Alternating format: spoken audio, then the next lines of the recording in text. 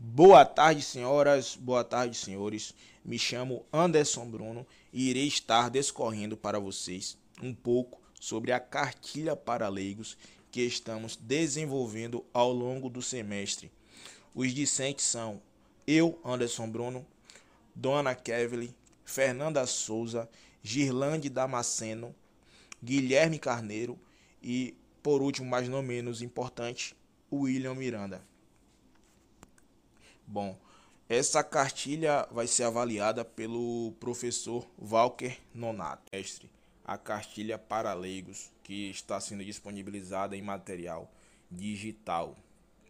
Bom, para iniciar, vamos fazer um pequeno questionamento. O que é a bioquímica clínica? É a parte da biologia que estuda as reações químicas que ocorrem nos seres vivos, bem como os compostos envolvidos nesses processos. É responsável por analisar a reação química que ocorre dentro dos seres vivos mencionados. Em síntese, é a parte que estuda o que acontece com as substâncias dentro das células. Bom, como ocorre a aplicação da bioquímica? A bioquímica pode estar presente em diversas áreas da ciência. Na indústria farmacêutica, por exemplo, utiliza os estudos bioquímicos na formulação de medicamentos, de remédios. Na medicina, os nutrólogos avaliam quais os melhores alimentos a serem consumidos pelas pessoas que passam por esses profissionais.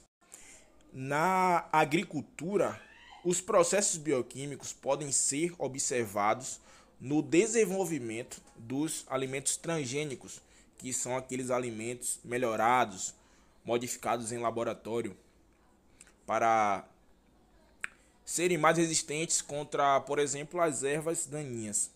Bom, um exemplo muito utilizado na bioquímica no Brasil é em relação aos biocombustíveis. E agora vamos para os mitos e verdades.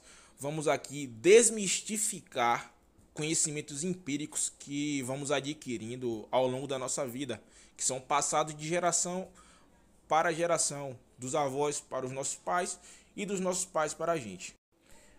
As gorduras são macronutrientes que atuam na formação de membranas celulares, isolamento térmico e produção de hormônios fundamentais à nossa saúde. Isso é uma verdade.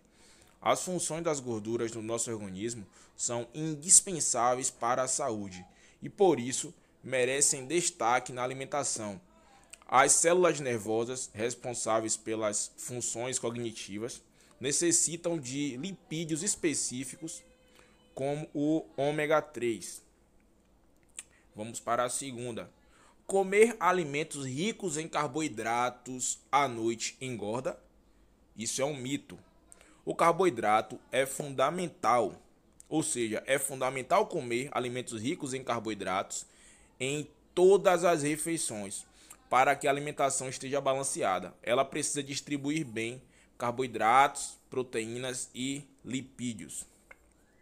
Bom, antioxidantes curam doenças? Isso também é um mito. Um relatório de estudiosos de Harvard, nos Estados Unidos, confirma o elo entre o excesso de radicais livres e o aparecimento de doenças crônicas, como câncer e males cardiovasculares. Só que o mesmo documento salienta que esses mecanismos não valida a teoria de que antioxidantes seriam capazes de consertar os estragos já feitos. Não são, portanto, um medicamento, um remédio.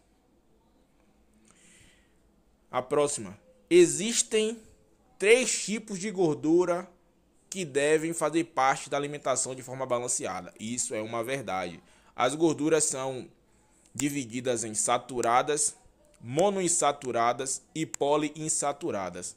Ambas, desempenham papéis no organismo, sendo que há uma recomendação percentual para cada uma delas, de acordo com o valor calórico total da dieta estabelecida pelo profissional qualificado.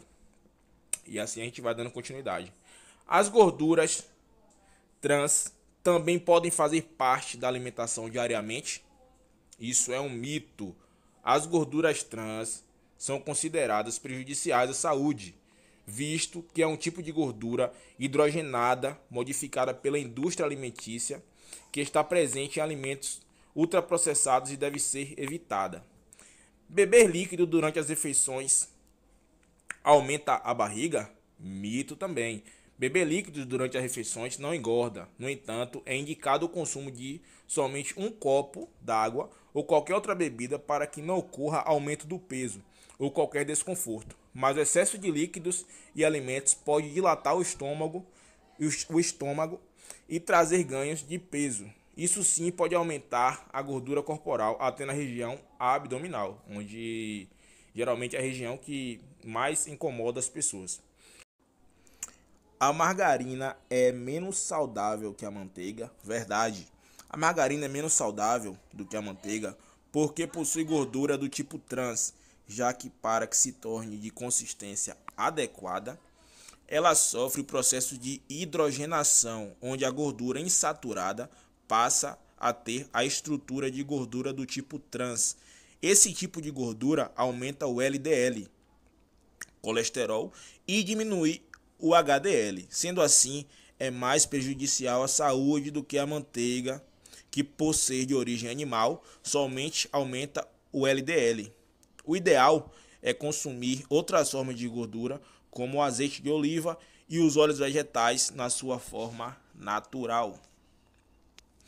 E agora vamos partir para a síndrome metabólica. Bom, caracterizada por um conjunto de condições que aumentam os fatores de risco para doenças crônicas com risco de morte, como doenças cardíacas, diabetes e acidente vascular cerebral.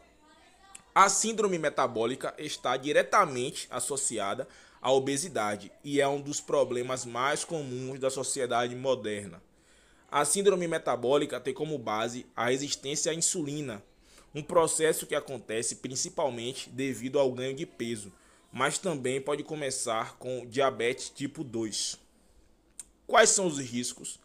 Além do desenvolvimento de diabetes e doenças cardiovasculares, a síndrome pode levar a quadros de esteatose hepática, gota, síndrome do ovário policístico em mulheres, doença renal crônica, apneia obstrutiva do sono, disfunção erétil em homens, níveis anormais de gorduras no sangue como o colesterol, dislipidemia.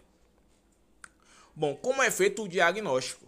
O diagnóstico da síndrome metabólica pode ser realizado por meio da medição de circunferência abdominal e pressão arterial, além da realização de exames para medir as concentrações de açúcar, glicose e gordura, os lipídios, no sangue.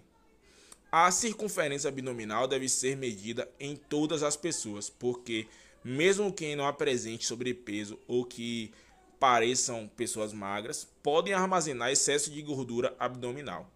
Quanto maior a circunferência abdominal, maiores são os riscos da pessoa ser acometida por síndrome metabólica e também das suas complicações. A síndrome metabólica é diagnosticada quando a circunferência abdominal do paciente for igual a 102 centímetros, 40 polegadas, ou mais nos homens, ou igual a 88 centímetros, 35 polegadas, ou mais nas mulheres, indicando excesso de gordura abdominal. E assim nós finalizamos a apresentação da nossa cartilha e agradecemos a todos que assistiram até o final.